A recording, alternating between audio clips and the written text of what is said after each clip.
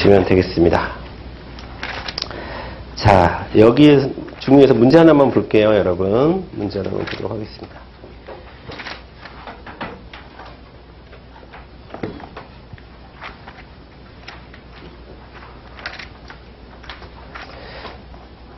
사회계약서를 좀 이건 이 책 저희 기본서에는 좀 뒷부분에 있어서 시민혁명이랑 같이 있어가지고 그때 설명해도 되고 처음에 설명해도 되는데 저는 좀 중요한 거라서 좀 앞당겨서 얘기를 한 거고요.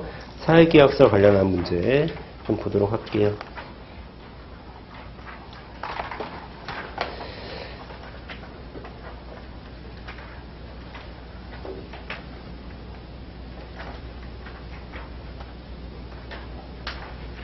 자, 24페이지 보겠습니다. 여기 24페이지.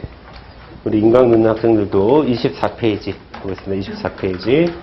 24페이지에서 몇 개만 좀 보도록 할게요. 몇 개만. 자, 일단 12번 한번 같이 볼게요. 나머지는 저희가 좀 이따 진도 좀 더 나가고 보도록 하겠습니다. 12번부터 먼저 보면 시민혁명의 사상적 배경으로 첨부인권 사상, 계몽사상, 사회계약설 등이 있다. 맞죠?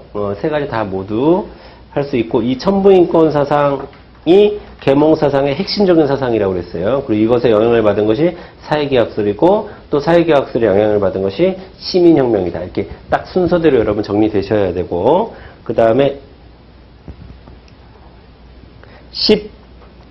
15번 보겠습니다. 15번 홉스의 사회계약론은 인간 심리작용을 개인들이 국가의 보호를 받고자 하는 동인 원인으로 간주했다. 맞죠? 여기서 여러분 인간 심리적 작용에 밑줄 긋고 뭐라고 써야 돼요? 죽음에 대한 공포라고 써야 되죠. 죽음에 대한 공포. 그 다음에 16번 보도록 하겠습니다. 16번 루소는 굳이 한글로 써도 되는데 루소는 의사는 대표될 수 없다. 여기까지 맞았지. 근데 전제 아래 간접민주정치라고 하면 안 되지. 그쵸? 직접민주정치라고 해야 되는 거죠. 아, 미안해요. 간접민주정치를 비판했다고 했으니까. 네, 맞네요. 간접민주정치를 비판했어요. 그쵸? 그래서 직접민주정치를 추구했습니다. 자, 그렇게 하고, 우리 25페이지로 넘어와서 2번 문제, 예, 작년도 국가직 문제 한번 같이 볼게요. 2번. 자, 다음은 근대 정치 사상가 갑과 을의 주장이다. 이들의 견해에 대한 진술로 옳은 것은 갑. 인간은 자유롭게 태어났지만 어디에서나 쇠사슬의 동그라미. 누구예요? 쇠사슬 하면 루소가 되는 거지. 루소. 자, 따라서 인간은 자유와 평등을 제도적으로 보장받기 위하여 계약을 통한 일반의지 동그라미. 일반의지에 입각한 국가를 구성한다. 자, 국가는 어떻게 구성돼? 일반 의지에 의해서 일반 의지에 입각해서 구성이 되는 거예요. 루소의 생각은. 그러니까 갑은 루소를 얘기하는 거고요. 자, 을 보겠습니다. 자연 상태에서 인간은 만인의 만인에 대한 투쟁으로 인하여 끝났죠. 예, 만인의 만인에 대한 투쟁 밑줄 긋고 예, 홉스에 대한 이야기입니다. 자, 보겠습니다. 1번부터 한번 선지 볼게요. 자, 갑은 즉 루소의 일반 의지는 소수의 이익을 대변한다. 아닙니다. 루소의 일반 의지는 다수의 이익을 대변하는 공적 의지의 집합체가 되는 거예요. 그래서 소수의 이익, 개인의 이익 이러면 안 되는 거예요. 일반 의지는. 일반이라는 말 자체가 제네럴 그런 거잖아요. 그러니까 모든 사람들에게 다 적용이 돼야 되는 겁니다. 그래서 소수 틀렸고요. 2번 보도록 하겠습니다. 루소에게 있어서 이상적인 정치 형태는 입헌군주정이다. 아닙니다. 직접민주주의고 입헌군주정은 누구로 가야 돼요? 로크로 가야 되는 거예요. 로크. 입헌군주정은 로크로 가야 되는 거고. 3번 홉스에게 있어 국가는 수단이 아니라 목적이다.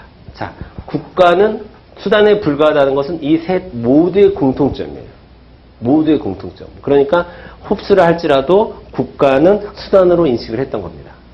그렇죠. 그러니까 3번도 틀렸고 4번 정치 권력의 정당성은 즉 홉스는 정치 권력의 정당성은 구성원의 동의에 근거한다. 정치 권력의 정당성이 구성원의 동의에 근거한다는 건 홉스도 맞고 로크도 맞고 루소도 맞는 거죠. 그렇죠. 우리가 아까 배웠던 공통점에 해당하는 거죠. 그러니까 정답은 4번으로 가셔야 되는 겁니다. 아시겠죠? 그러니까 여기서 중요한 것은 3번, 4번이에요. 3번, 4번. 공통점이 중요한 겁니다. 공통점. 차이점은 우리가 키워드 중심으로 뽑아낼 수가 있어요. 그렇게 어렵지 않은데 공통점이 좀 중요하다라는 거 보고 자 넘기겠습니다. 26페이지 3번도 볼게요.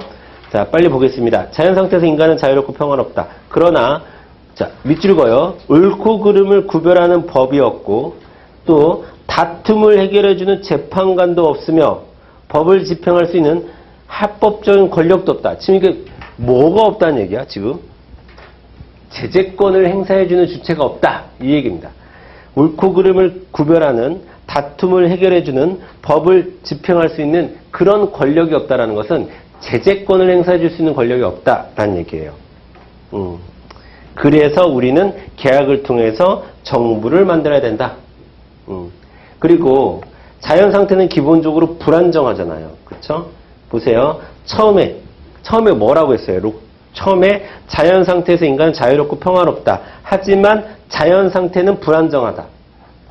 이게 공존할 수 있는 건 뭐예요? 잠재적 투쟁 상태라는 표현이에요. 잠재적 투쟁 상태. 이해되세요? 자, 기본적으로 자연 상태는 자유롭고 평화로워. 하지만 사람들이 쇠사슬에 묶여 있어. 그러면 루스로 가야 되는 거야. 그런데 지금 이거는 기본적으로 자연 상태는 평화롭고 자유로울 수 있지만 때로는 불안정하다 라고 보는 거. 자연 상태가 불안정하다. 이렇게 자연 상태가 평화롭지만 불안정하다 라고 이야기하면 로크로 가야 되는 거고, 자연 상태가 평화롭지만 인간들은 쇠사슬에 묶여 있다 이러면 루스로 가야 되는 거예요. 그러니까 평화롭지만 여기에 여러분 속으시면 안 된다고. 이렇게 자료로 나올 거기 때문에 문제들이 평화롭지만 인간이 쇠사슬에 묶여 있는 건지 아니면 자연 상태가 불안정한 건지 그걸 여러분이 구분을 하셔야 되고, 그래서 여기선 누굽니까? 로크로 가야 되는 거예요. 로크로. 자, 1번 보겠습니다. 개인들은 통치자에게 의해서 자연권을 모두 양도하는, 모두 양도는 흡수가 되는 거죠. 흡수. 땡. 2번. 계약으로 탄생한 정부는 개인의 이익이 아니라 공동성과 공동이익을 추구해야 된다라고 보는데, 자, 계약으로 탄생한 정부는 개인의 이익이 아니라 공동성과 공동이익을 추구해야 된다라고 보는 것은 루스의 생각에 가까워요. 루스의 생각에 가깝고, 그 다음에 로크는 기본적으로 부르주아들의 재산권을 지키는 것에 본인 사상의 목적이 있는 거예요. 그러니까 개인의 이익을 위해서 존재하는 겁니다. 정부는. 그렇죠? 개인의 이익을 위해서 존재하는 거다.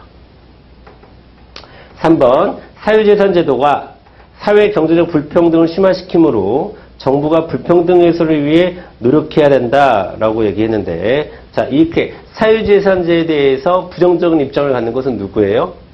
루소입니다. 루소. 사유재산제가 사유재산제를 뭘로 이해했어? 쇠사슬로 이해하고 있잖아요. 그래서 3번 선지도 루소에 대한 설명에 가깝습니다.